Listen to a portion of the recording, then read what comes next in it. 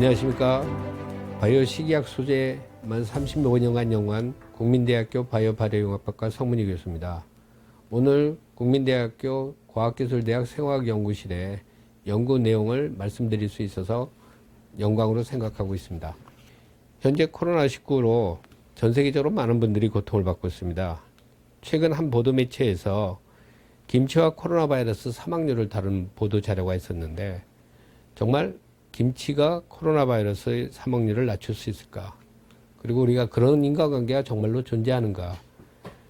이런 인과관계를 연구하기 위해서는 한 3년 정도의 연구가 필요하다고 합니다.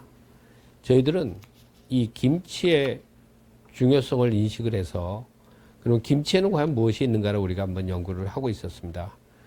자, 그러면 김치에는 우리가 무엇이 있는가를 여러분들도 잘 아실 수 있을 겁니다. 우리가 먼저 느낄 수 있는 것은 김치의 유산균입니다. 김치의 유산균은 발효식품 미생물로서 인간의 건강학적 기능에 크게 기여를 하고 있습니다.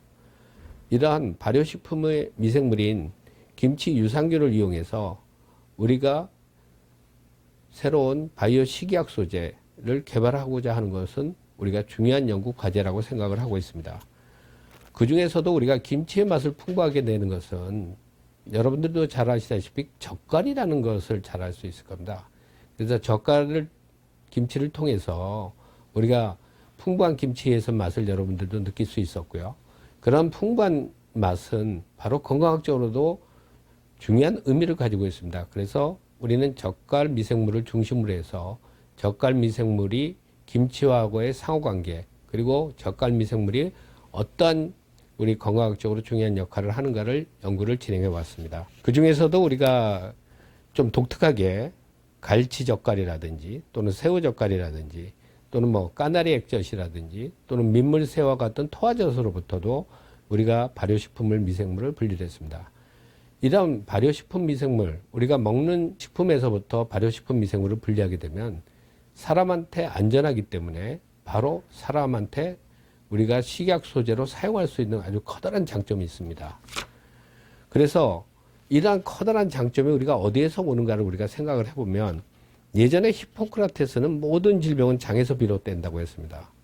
그러면 이런 장을 건드릴 수 있는 우리가 식품이라는 것은 우리가 김치에서 나오는 이런 미생물들이 역할을 해줄 수 있을 것이라고 봅니다. 여러분들도 최근 들어서 마이크로바이옴이라는 단어는 너무나도 잘 알려져 있어서 마이크로바이옴이 장내에 있는 미생물이라는 걸 여러분들도 잘 아실 수 있을 것입니다. 그러면 이러한 마이크로바이옴이 우리 장에서 비롯되는 질병들을 어떻게 치료하고 예방하고 개선할 수 있을까? 이런 연구는 바이오 식이약 연구에서 매우 중요한 연구라고 생각을 하고 있습니다. 그래서 제일 먼저 우리가 보고 있는 것은 뭐냐면, 그러면 장내 미생물이 우리가 불균형할 때는 어떤 질병들이 나타나는가를 우리가 먼저 알아보시면, 제일 먼저 알 수 있는 것은 우리가 피부에 드러나는 아토피 질환이라든지 또는 염증성 장염이라든지 또는 최근 들어서는 이 뇌 질환하고도 연계가 있다라는 얘기들도 굉장히 많이 나오고 있습니다. 특히 뇌 질환에서는 이 자폐하고도 연계가 돼 있다라는 연구가 돼 있어서 사실 장을 통해서 많은 질환을 개선할 수 있고 치료를 할 수 있다라는 연구들이 속속 보고되고 있습니다. 그래서 이러한 것을 우리가 해결하기 위해서는 장내 정상인 균총, 그리고 장내 정상이지 않은, 그래서 우리가 마이크로바이옴의 불균형을 우리가 다른 말로 디스바이오시스라는 용어를 씁니다.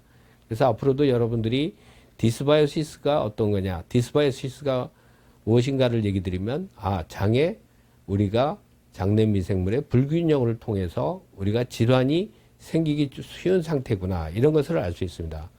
그러면 이러한 디스바이오시스를 우리가 고칠 수 있는 것을 우리가 다시 정상적인 마이크로바이옴을 돌린다고 해서 유바이오시스라고 합니다. 그러면 우리가 장에 있는 미생물들을, 마이크로바이옴을 우리가 정상으로 돌리기 위해서는 과연 우리가 어떤 것을 해야 될 것인가 한번 생각을 해보시면, 우리는 입을 통해서 먹어서 장까지 가게 되는 이러한 발효식품 미생물들의 중요성을 다시 한번 우리가 느낄 수 있을 것이라고 봅니다. 그래서 제일 먼저 저희들이 연구를 하는 것은 뭐냐면, 우리가 김치와 같은 발효식품에서 우리가 미생물을 분리를 하는 것을 우리가 여러분들 잘 아시겠지만 프로바이오틱스라고 해서 건강기능식품으로 현재 팔리고 있습니다. 그런 프로바이오틱스가 여러분들이 생각할 때는 장내 미생물의 건강만 다루는 것이 아니고 미생물들은 유익한 대사산물을 내기 때문에 미생물의 그 발효 대사산물들은 면역과 그리고 항암과 이 질환 치료에도 특히 요즘에 문제가 되고 있는 이런 바이러스 질환에도 굉장히 중요한 항바이러스 기전을 갖고 있습니다. 그러면 미생물과 발효 대사산물을 이용하고 우리가 이 두 가지에 대해서 미생물과 미생물의 대사산물에 대해서 많은 연구가 있고요. 그러면 우리가 장내에 있는 미생물의 불균형, 우리가 말씀드렸던 디스바이시스를 고치고자 한다면 장내 미생물에 먹이를 줘야 됩니다. 장내 미생물이 건강해질 수 있도록 먹이는 우리가 프리바이오틱스라고 해서 미생물에 먹이를 주는 거죠. 그럼 미생물의 먹이는 우리가 무엇을 주면 좋을 것인가 한번 생각을 해보시면 미생물은 우리가 먹는 음식 중에서 특히 시기가 많은 음식을 좋아합니다. 그래서 우리가 콩으로 만들어진 두유라든지 이런 식물성 시기들은 이 장내 미생물에 굉장히 큰 역할을 줍니다. 그래서 결론적으로 말씀드리면 발효식품에서 얻은 프로바이오틱스가 생산하는 대사산물, 그리고 대사산물과 장내 미생물 먹이를 우리가 다 더하게 되면 바로 우리가 프로바이오틱스의 최고의 그 제품이라고 할 수 있을까요? 어떤 우리가 기술이라고 하시는 것을 우리가 포스트바이오틱스라고 해서 우리가 현재 추진하고 있는 개발의 중요 목표입니다. 김치에서 무엇보다도 중요한 것은 김치로부터 유산균을 분리해내는 것입니다. 이런 독특한 미생물을 분리하는 것은 독창적인 기술도 필요하지만 미생물의 기능을 최대한 활용을 해서 우리가 유익한 미생물을 우리가 분리를 해내고 있습니다. 그리고 이 미생물의 가장 큰 특징은 지금도 먹을 수 있는 겁니다. 우리가 먹는 김치에서 나왔기 때문에. 그 다음 두 번째로 우리가 해야 될 일은 바로 뭐냐면 이러한 미생물 대사산물이 어떠한 역할을 하고 있는가 라는 것이 중요합니다. 그런 미생물의 대사산물의 역할을 보기 위해서는 우리가 항산화라든지 면역이라든지 또는 우리가 실험동물들을 사용해서 실험동물의 효력을 보게 됩니다. 그래서 이런 거를 통해서 미생물의 대사산물의 효력을 검증을 하고 그리고 미생물의 장내 먹이를 위해서 우리가 과연 프리바이오틱스는 무엇이 좋을 것인가 굉장히 많은 연구를 했는데요. 그 중에서 연구를 한 것 중에 하나가 우리 최근에 국민대학에서 만들어졌던 이 약콩두유에 들어있는 이 식이섬유와 그리고 미생물의 먹이가 되는 섬유질이 바로 중요한 역할을 한다는 걸 저희가 규명을 해서 이러한 것을 통해서 우리가 최종적으로 포스트바이오틱스를 만들어서 현재 우리가 초파리라든지 또는 마우스와 같은 실험동물을 통해서 효력시험을 합니다. 그때 효력시험의 타겟은 무엇이냐. 여러분들이 보다시피 장내 미생물의 건강을 개선할 수 있는 장내 환경의 변화를 우리가 노력을 하고 있습니다. 개발을 노력을 하고 있고요.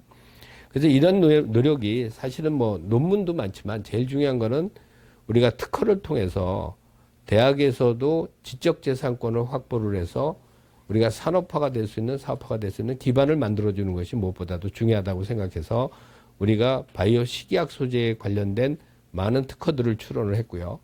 이런 특허들의 출원을 통해서 국민대학에서 국민바이오라는 회사를 창업을 하게 됐습니다.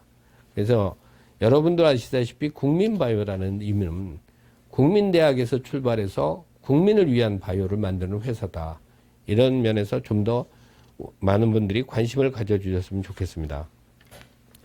그래서 이런 국민바이오에서는 사실 무엇보다도 중요한 것은 연구를 산업화하는 겁니다. 그래서 연구를 산업화하기 위해서는 제일 먼저 중요한 것은 우리가 산업화 기술을 적용할 수 있는 GMP 공장이 필요합니다. 여러분들도 아시다시피 GMP라는 것은 우리가 Good Manufacturing Practice라고 해서 우리가 중요한 생산 기술 중에 하나고 여러분들이 드시고 있는 프로바이오틱스들은 다 GMP에 의해서 만들어지고 있는 우리의 제품 중에 하나입니다. 그럼 국민바이오에서 우리가 GMP 공장을 만들었던 가장 큰 이유 중에 하나는 여러분들 무엇인가 하면은요. 우리가 국민바이오의 GMP 공장을 통해서 우리가 인체에 쓸 수 있는 인체 효력용의 임상의약품도 같이 만들어낼 수 있습니다. 그래서 그와 같이 인체에 관련된 임상의약품들을 만들고 또 실제로 사람한테 우리가 건강적인 기능을 줄 수 있는 포스트바이오틱스를 만드는 것이 중요하다고 봅니다. 자, 이제부터 연구의 중요성은 바로 뭐냐면 우리가 마이크로바이옴을 조절하기 위해서는 인간의 소장과 대장의 부분을 좀 중심적으로 봐야 된다. 특히 소장의 부분은 면역에 대한 기능을 보고 대장에 대한 부분은 마이크로바이옴을 우리가 충분하게 정상적으로 잘 키워서 우리가 장내 환경을 개선할 수 있는 이 마이크로바이옴 조절 신약을 개발하고자 합니다. 이런 마이크로바이옴의 조절의 가장 큰 이유 중에 하나는 대장 안에는 사실 미생물이 제일 많습니다. 여러분들이 생각하시기에는 마이크로바이옴 중에서도 소장과 대장을 구별해서 보셔야 될 거는 소장을 통한 면역 증진과 대장을 통한 우리 장내 미생물의 환경의 변화를 통해서 우리가 얻을 수 있는 것은 바로 뭐냐면 대장을 건드리게 되면 바로 대장의 우리 점막층이라는 게 있습니다. 점막층을 통해서 우리가 모든 부분을 보호를 받고 있어서 이런 뮤신에 대한 연구, 뮤신층에 대한 연구, 그 다음에 대장에서 나오는 대사산물이 우리 뇌에 어떤 역할을 주는가에 대한 역할을 하기 위해서 현재 우리가 인체 효력 시험을 진행하고 있고, 저희들이 무엇보다도 중요하게 생각하는 것은 마이크로바이옴을 조절할 수 있다는 것은 세계적으로도 중요한 연구입니다. 이러한 연구를 할 수 있었다는 것은 정말 영광스러운 것이고요. 이러한 자리를 만들어 주신 또 이러한 연구를 할 수 있게 해주신 국민대학교의 모든 분들과 또 우리 사랑스러운 제자들 그리고 또 저와 함께 고생을 하시는 많은 연구자들의 노력에 의해서 정말 국민의 기술이자 전 세계 국민의 기술이 될 수 있는 마이크로바이옴 예방신약의 기술을 만들도록 최선을 다해서 노력을 하도록 하겠습니다.